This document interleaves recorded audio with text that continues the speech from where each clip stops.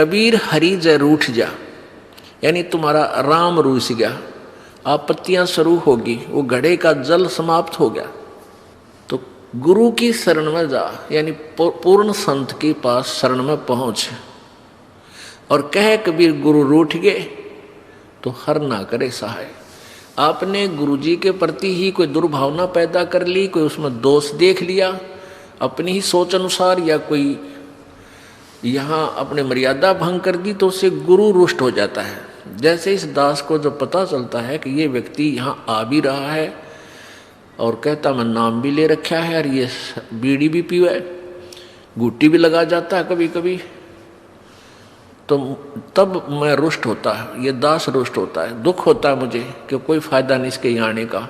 और दो चार और बिगाड़ेगा कि देखियो भी बीड़ी पीवा है वहाँ रामपाल का शिष्य होकर के, तो इससे दास गणा दुखी होता है।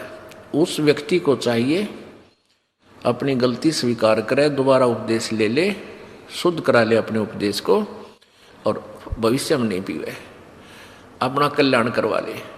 तो इससे दास दुखी होता है। कोई आन उपासना कर लेता है तो भी दास दुखी होता है कि नहीं, आप पतिव्रता पद पर नहीं रहे, भगवान आपको मदद करेगा नहीं।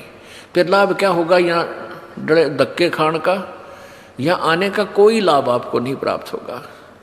आपने यहाँ आए हो तो लाभ प्राप्त करो मालिक का, ऐसा लाभ दे देगा आप सोच भी नहीं सकते।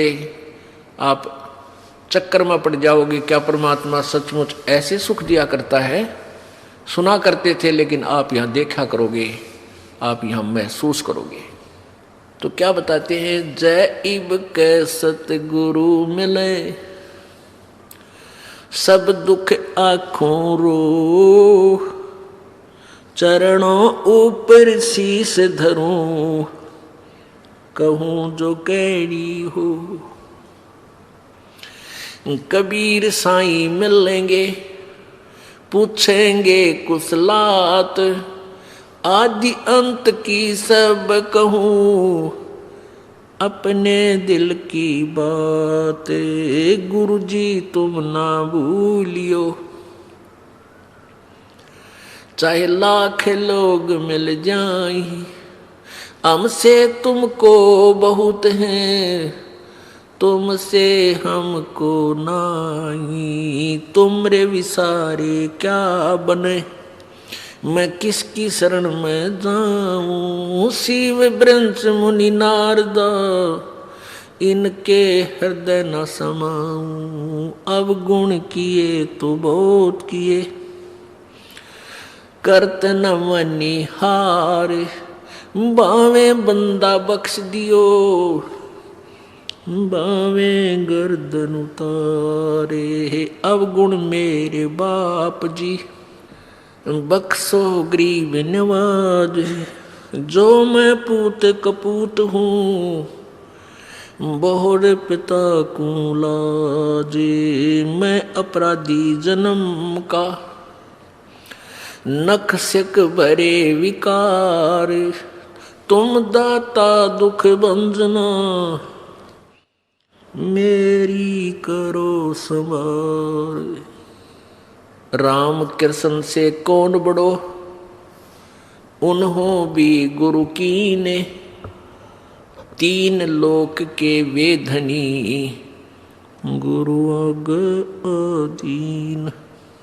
परमपिता परमात्मा कहते हैं कि तुम राम कृष्ण को तो बहुत शक्तिशाली सुप्रीम परमात्मा मानते हो, इनसे बड़ा तुम किसी को नहीं मानते, लोक वेद के आधार पर। उसी उद्देश्य से परमात्मा समझाना चाहते हैं उन्हीं को उदाहरण दे करके कि तुम्हारी दृष्टि में राम कृष्ण जी से कोई बड़ा नहीं।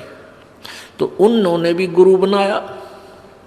श्री रामचंद्र जी ने ऋषि वशिष्ठ जी को गुरु बनाया, और श्री कृष्ण जी ने दुर्वासा जी को अपना गुरु बनाया, आध्यात्मिक गुरु।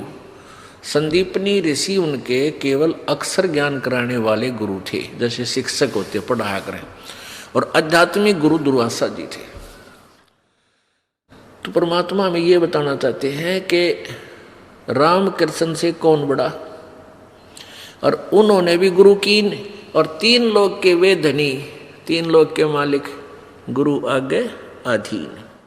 यानी हमने आपने अभी सोचने की कोई आवश्यकता ही नहीं रही। जब राम कृष्ण जी को आप बड़े भगवान मानते हो और उन्होंने भी गुरु बनाकर ही अपना कल्याण समझा, यानी स्वर्ग तक जाने का भी उनका जो कार्य था, वापस जाने वाला काम भी उन्हीं गुरुओं से बना। तो फिर आम व्यक्ति कौन से खेत की मूली है भाई, उसकी क्या बुनियाद है कि वो गुरु बिना बात उसकी बन जाएगी। तो इसलिए एक तो ये पॉइंट क्लियर हो गया कि गुरु जी का होना अति आवश्यक है। फिर परमात्मा कहते हैं गुरु जी अब तुम क्या करते हो, राधे राधे श्याम मिला दे, हरे कृष्ण हरे राम हरे कृष्ण। कहते हैं 3 लोक सब राम जपत हैं और जान मुक्ति को धाम। और श्री रामचंद्र जी ने वशिष्ठ गुरु किया, उन्होंने दिया उनको ओम नाम। बता ले भाई, कर ले के करे। अब हम तो राम राम जपें, श्री रामचंद्र जी को सुप्रीम पावर मान के, और श्री रामचंद्र जी वशिष्ठ जी के पास जब गुरु बनाने गए, उन्होंने वशिष्ठ जी ने श्री रामचंद्र जी को ओम नाम दिया था जाप करने का। बता भाई, हम कहाँ खड़े कर रखे थे नकली गुरुओं ने। अब वो जिस नाम राम माना वो तो ओम का नाम जाप करे, हम राम राम करें।